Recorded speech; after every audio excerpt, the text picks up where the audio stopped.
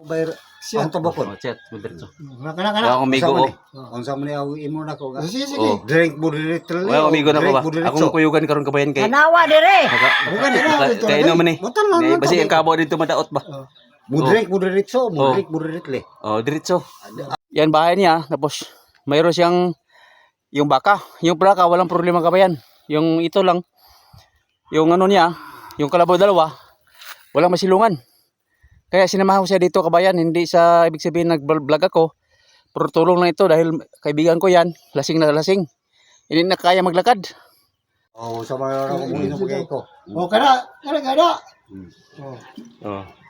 Pila imong punta, pila imong ginamos palit? 15 pesos. 15 pesos niyang fighter. 45. 45 kabayan. Oh. Yung bino binili niya ay 40 pesos. Yung ano naman, yung ulam niya, ang bagoong sa Bisaya ginamos, 15 pesos.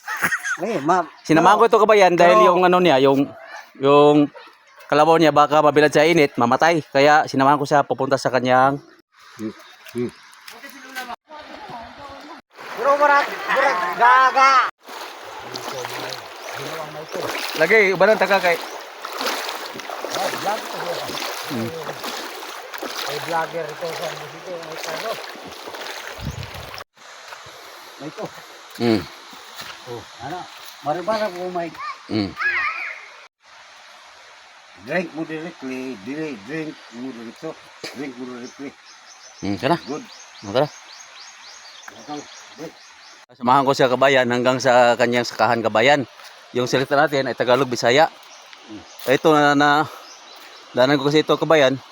Yung kalabaw niya ay ano na ngayon, mainit na, alas 10 na ng umaga.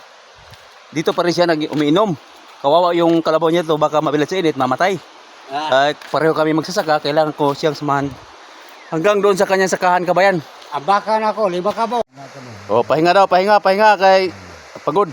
Pahinto-hinto kami kabayan dahil ito kabayan ay medyo lasing na talaga ito kabayan. Kaya napura ko siya para mabutan namin yung kalabaw habang sige, ano pa, pare. 10 pa ng umaga. Hindi. May to. Pwede na ka mo ulit. Kaya kapoy na kami. Okay. Ikitloob pa ko. Ikitloob pa ko. Oh. Mo, sa'yo saman. Laya pa yung ulan ko. Matabo ko sumabya. Matabo ko yung suba ni Karno. Tara, uno na Karno. Pila ka tika. One step. For the road. May ko. Pila ka step. Yeah, ano? Isa. Ito ko. Inapura ko to kabayan dahil hindi kaya niya maglakad. Subay. Yung nawa ko sa kalabaw niya. Mainit na ngayon kalabaw niya. Kaya sinamahan ko dito kabayan. Eh sayang kasi yung ano niya, yung kalabaw niya. Mainit na ngayon. Ayun. Oh, diyan na. Pero ko kan eh kospisi na yun. Ito itigway. Ito na to tubig ba? Okay ra nimo. Yan sakahan niya kabayan oh. Ito yung sakahan niya kabayan. Kaya hinanap ko yung kalabaw kung saan na nilagay niya. Eh ako na lang magpalublob sa ito. Ito kanyang bahay kabayan. Hinanap ko kasi yung kalabaw niya kung saan nilagay niya. Kasi iniwanan ko na doon. Sobrang lasing. Eh kawawa ka talaga yung kalabaw. Baka mabilad sa init. Mamatay pa. Kaya dito tayo. Ito yung tahanan niya. Kalabaw kabayan oh. Bilad sa init. Walang masilungan. Buti na lang sinamahan ko siya dito. Hindi na kaya niya lumakad. Kaya iwanan ko na lang. Ito no. Kalabaw niya. Yan ang pangalawang kalabaw kabayan. Ito dalhin ko to sa ilog. Yan o.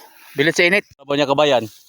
Dalhin ito sa putikan. So, walang problema ito. Mayroong tubig dito na putik. Importante. Nakalublob natin sa may tubig. Wala masilungan dito kabayan no. Tingnan nyo naman no. Kawawa yung hayop. Kawawa talaga. Dre.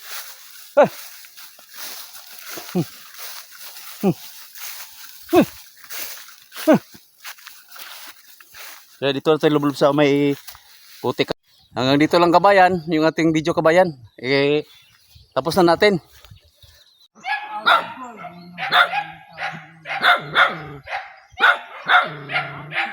Ang yang kabaw kabayan, ako nang gipatubog kabayan. Ako nang gipatuna. Yan ang kabaw. Oh, yung kabaw, okay na yung kabaw, nakaplastar na. Yung baka.